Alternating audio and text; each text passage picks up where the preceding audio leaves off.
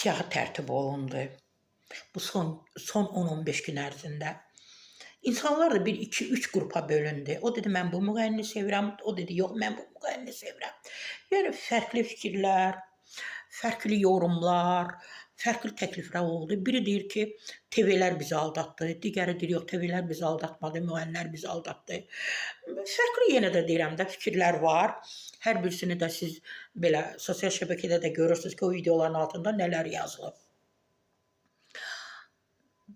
Bir çox müğənnilər doğrudan da belə özünü nə mənada doğrultdu, arxalarını bağladılar. O yekə arxalarını artıq biz biraz çətinlik çəkirik görəndə, həmişə alışmışıq da, həmən gözümüz görürdü. İndi o arxanı axtarıb görə biləcək ya, üstünə qara paltar geyiniblər, nə bilim belə qırçınlı falan, yanaqlarını nə ilənsə belə qapatırlar, rəhliklərinə falanla.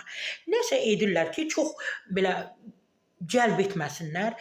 Çoxları da artıq xalq mahnısı oxuyur. Təkliflər oldu. Mən də izləyirəm, sosial şəbəkələrdə qoyurlar. Artıq görürəm ki, kimlər dəvət olunur da. İllərlə onlar hamısı uzaqlaşmışdı, indi efirdədirlər.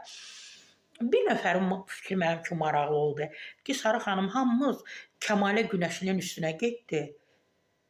O cümlədən mən də getdim ki, sən Cavan Zeynallı haqqında bu fikirləri söyləyə bilməzsən. Cavan Zeynallı böyük korifeydir, cazı Vaqif Mustafazadədən sonra Azərbaycana o gətirib falan. Bəzi fikirləri əlbəttə mən də söylədim. Amma mən üzümü tuturam o yaşlı nəsilə müğənnilərə. Sizə baxıram, o mahnılarından yormayın. 30-40 ildə o mahnıları oxuyursunuz. Yaşlı müğənnilər onları oxumuyor. Xahiş edirəm. Yenə də gözdən düşəcəksiniz, heç kim sizə baxmayacaq, heç kim sizi ictimailəşdirməyəcək. Bax, müqayisə edirəm Türkiyə ilə sizi, yaşlı müğənnilərimizi. Azda Pekanın 80 yaşı var. Baxın da ona da. Baxın ona, görün, o nələr edir də. Məsələn, Tarkan bu yaxınlarda konsert verdi, möhtəşəm bir konsert. O qadın orada iştirak etdi. Məsələn, minlərlə Türkiyədə müğənni var, sanatçı var. Niyə məhz onu dəvət etdi? Çünki o bildi ki, o daha müasir mahnılar oxuyur, gənclərin zövqünü oxşamağı bacarır, gənclərin istəyinə cavab verə bilir, performansı maraqlıdır,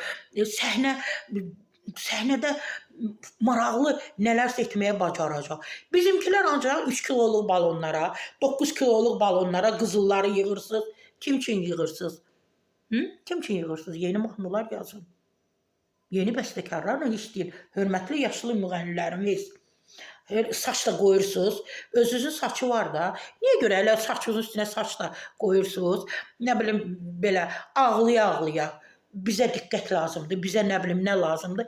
Yenə də deyirəm, o 3 kiloluq balonda, 9 kiloluq balonlarda, bankalarda olan qızıllarımızı, zinət əşyalarımızı xərcləyir. Bir konsert edir, bir müasir, bir zövqə uyğun, gənclərin zövqünü oxşayan mahnılar yazdırın. Düz deyə, mən gəncləri daima deyirəm, danışmayın, deməyin. Amma siz də cəhd edin də. 20-30 il bundan əvvəl yazdırmış mahnılarla efirləri xahiş edirəm ki, zövqləri də korlanmıyor.